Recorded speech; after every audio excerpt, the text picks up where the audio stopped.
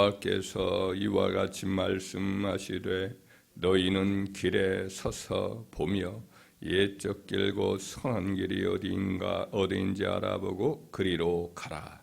너희의 심령이 평강을 얻으리라. 아멘. 2024년 이제 새해가 밝고 첫 번째 새벽 예배 자리로 나왔습니다.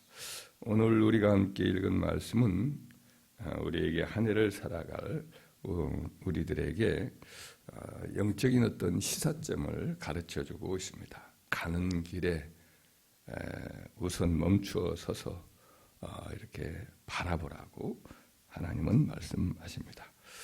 지난해에 이어서 새해에도 인생길을 걸어가야 하는 주의 백성들에게 하나님은 가는 길을 멈추어 서서 이렇게 인생의 길, 방향, 삶의 방식 이것들을 점검해 봐라 라는 거예요. 가고 있는 방향이 옳은 방향인지 잘 가고 있는지 지금까지의 삶의 여러 가지 방식들 이것들을 바꿔야 되는 것인지 바로 가고 있는 것인지 멈추어 서서 점검하라는 것입니다.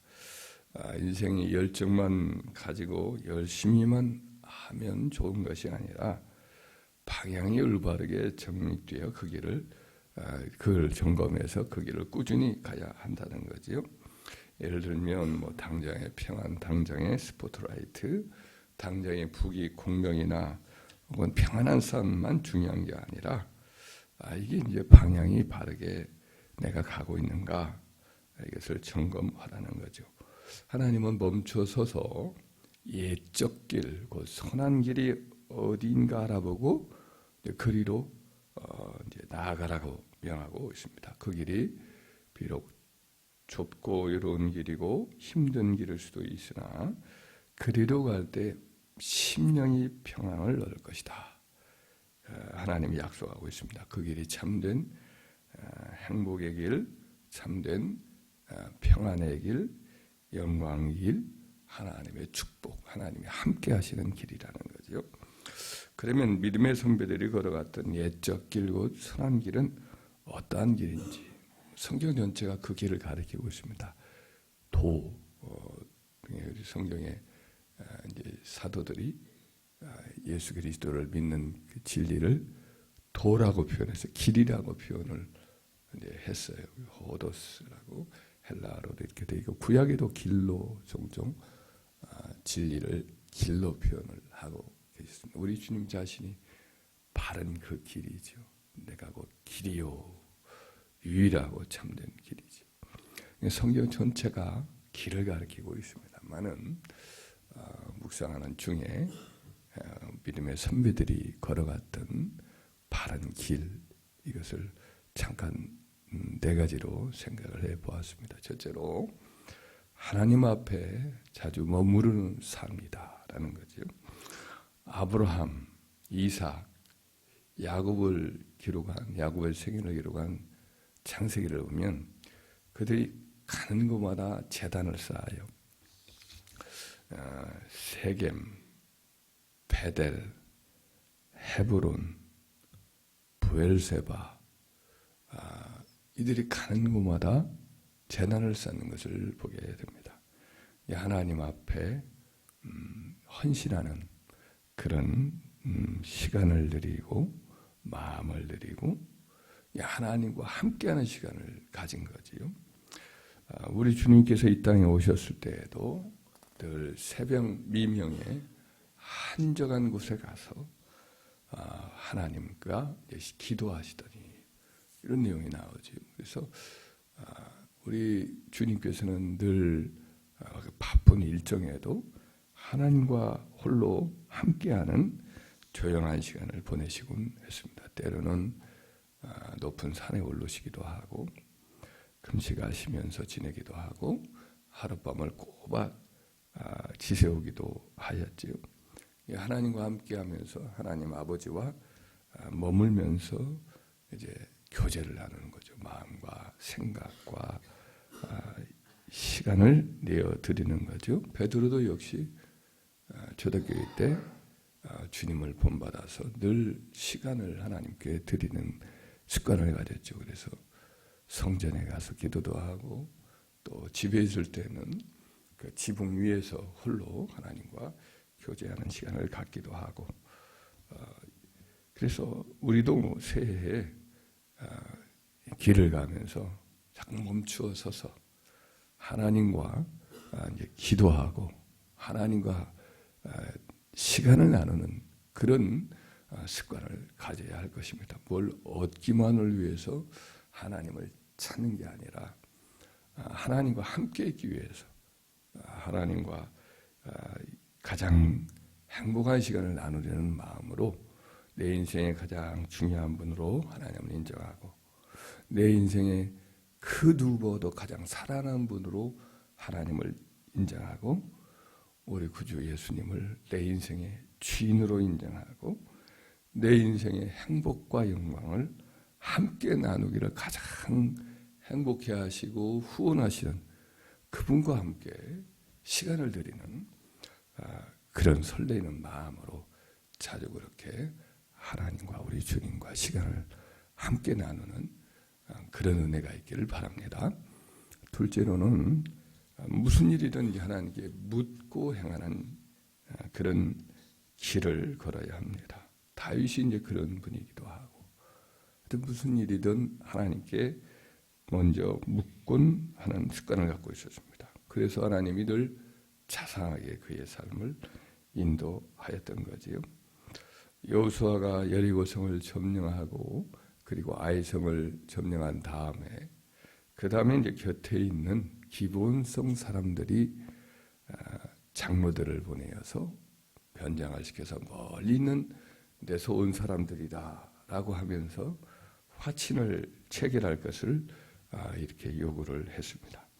그때 이제 성경은 뭐라고 표현을 하냐면 그 여호수아와 이스라엘의 장로들이 그 사람들이 어디서 왔는지 협정을 체결해야 하는 것이 옳은지 여기에 대해서 하나님께 묻지 않았다라고 기록을 해요. 근데 물었더라면 이제 그들이 어디서 왔는가를 알려주고 했을 텐데 묻지 않고 성큼 그 협정을 받아들이고 맹세로 그 협정을 인을 쳐버렸지요. 그래서 실수를 언급한 거죠. 성경에서. 우리도 이런 일 저런 일들이 올해도 생길 거예요. 그래서 어떻게 대응할지 모르는 선택의 기로에 종종 만날 수가 있을 것입니다. 이런 일을 만날 때 우리는 바로 옛적 길의 교훈들, 믿음의 선배들이 행했던 그 삶의 방식, 이것을 우리도 늘 실천에 옮기도록 애써야 할 것입니다. 하여튼 무슨 일을 만나든지 행하기 전이라든지 하는 도중이라든지 항상 하나님께 묻고 행하기를 힘쓰는 습관적으로 붙는 저와 여러분 되기를 바랍니다. 어떤 일이 하루라는 기간에도 생겨날지 몰라요. 그래서 항상 서두르지 말고 하나님께 묻고 하나님의 뜻을 먼저 구했던 믿음의 사람들, 옛사람들처럼 우리도 그 옛적 길을 걸어가는 저와 여러분 되기를 바랍니다. 셋째로 십자가를 향해 걸어졌던 주님을 삶의 모델로 삼아서 그 뒤를 따라야 하겠습니다. 주님이 십자가지로 올라가실 때에 그 전에 제자들에게 앞으로 갈 길을 말씀을 해 주셨죠. 예루살렘에 올라가서 잡혀서 십자가를 지고 죽을 것이고 사흘 만에 내가 살아날 것이다. 이 말씀을 하셨어요. 첫 번째 했었던 날 제자들이 다들 거북해하고 놀라면서 어찌할 바 모르고 제자들 중에 베드로는 예수님을 붙잡고 말리죠. 극구 막 말리면서 마치 예수님이 그 귀신들을 내쫓을 때 했던 그런 말들처럼 예수님을 붙잡고 그렇게 아주 좀 같은 단어를 쓰고 있거든요. 성경은 예수님을 말하자면 혼내듯이 주여 결코 이 일이 죽게 이르지 못하리이다 이렇게 말려요. 강력하게 말리죠. 그때 예수님이 이제 책망을 합니다. 사탄아 내 뒤로 물러가라. 너는 나를 넘어지게 하는 자로다. 네가 하나님의 일을 생각하지 아니하고 사람의 일을 생각하는도다. 이러면서 누구든지 나를 따라오려거든 자기를 부인하고 자기 십자가를 지고 나를 따를 것이니라. 누구든지 제 목숨을 구원하고자 하면 잃을 것이요 누구든지 나를 위하여 제 목숨을 잃으면 찾으리라. 사람이 만일 온 천을 얻고도 제 목숨을 잃으면 무엇이 가리요. 사람이 무엇을 주고 제 목숨을 바꾸겠느냐. 인자가 아버지의 영광으로 그 천사들과 함께 오리니 그때 각 사람에게 행한 대로 갚으리라. 이런 말씀을 하십니다. 주님과 함께 죽고자 하면 우리는 영원한 영생을 얻을 것이고 주님과 함께 수치를 당하고자 하면 주님께서 우리에게 영광을 주실 것입니다.